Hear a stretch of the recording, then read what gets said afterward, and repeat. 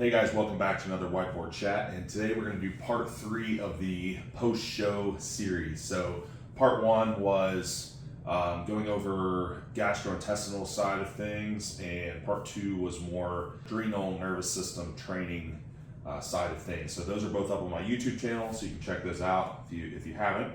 And today we're going to talk about nutrition.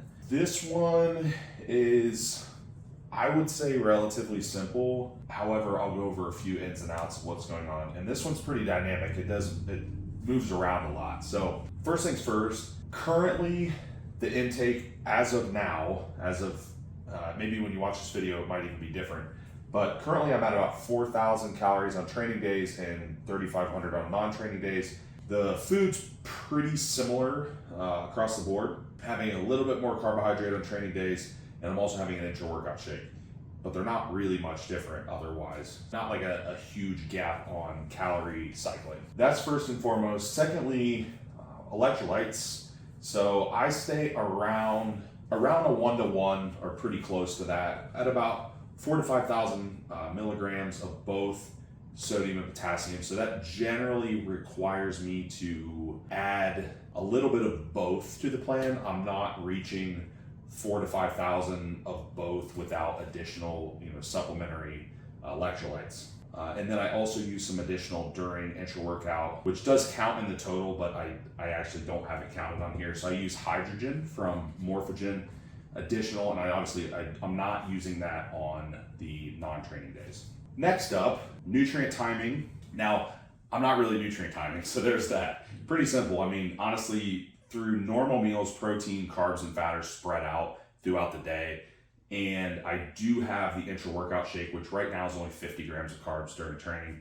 I do have that on training days only. So that's about the only nutrient timing-esque type of thing that's going on. Otherwise, everything is spread. That part's pretty simple. Food selection. So food selection for me varies. I have probably anywhere from 5 to 8 different foods within each category being, like proteins, fat sources, starch sources, so like carbohydrate, starchy carb sources, vegetable sources, fruit sources, right? So I have different ones that'll rotate within kind of a list that I prefer and gives me nutrient variety, but it does vary, so it's not the same day to day. There might be a couple days in a row that are the same, and then I switch something, or I'll switch something here and there. So I've been tracking food for a very long time.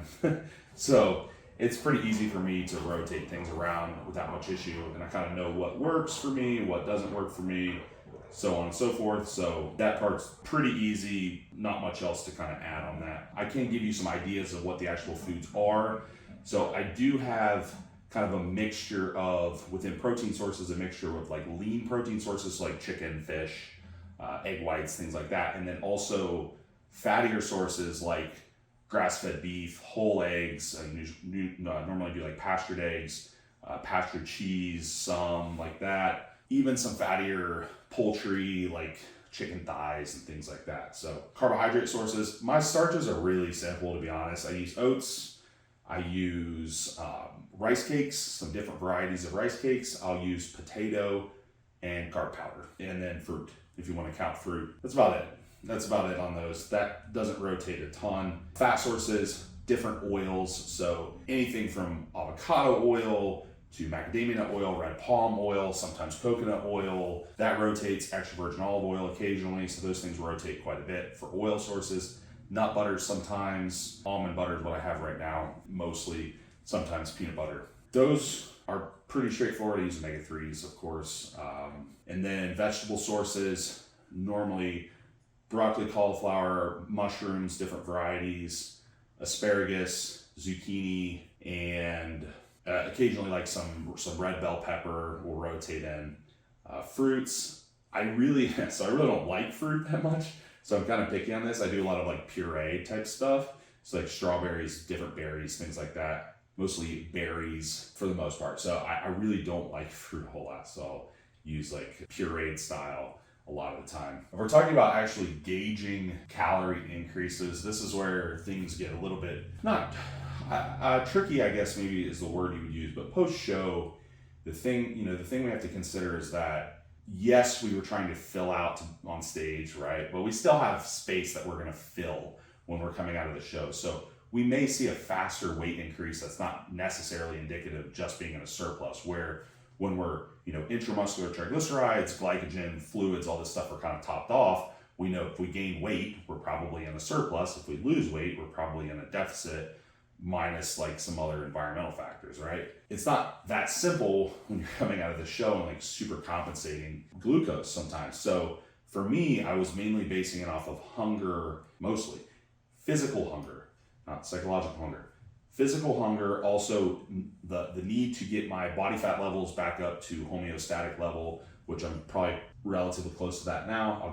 I'll gain more fat, not a lot, but some for sure. Calorie increases were quicker initially. I mean, for those of you that followed prep, I was down to like 1,400 and some calories on some for stretches of time, but that wasn't all, Then there was loading and refeeding. So, I mean, there was a lot of variance there. So it's really difficult to say like, yes, this was my maintenance, add 500 calories, call it a day, right?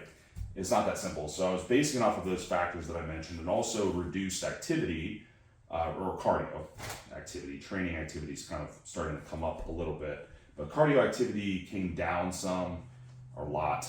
I was up to, hour and a half, close to 2 hours at times. Now it's 20 minutes, 5 days a week, still the same pace that I was doing as far as steady state. Need levels are about the same. So that came down a lot. So I'm up essentially 2 to 3 times the amount of food, and not 3 times, but 2 to 2.5 times the food, and quite a bit less cardio. So I mean, there's quite a big swing there, but I'm also up from my super depleted weight, I guess is maybe not the best, but maybe like stage weight, I'm probably up like 25 pounds or so, 25 to 27 pounds, I guess. So that's kind of where we're at nutritionally, and it will move around. So like I said, by the time you watch this could be more. I expect that to go up for sure. I mean, I still have plenty of hunger to eat. I'm not really struggling. I'm not like overly full.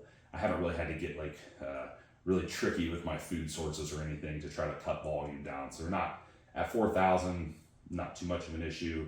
Probably get to 5,000 without too much of an issue. Start getting above that, that's where things start to get difficult. But lots of food selection tricks in the back pocket if need be, and digestive support. So that's it. So where we're at now. Hope you guys are enjoying these videos. I will be doing lab work in the next 2 to 4 weeks. So that will probably be another video segment as well. So stay tuned.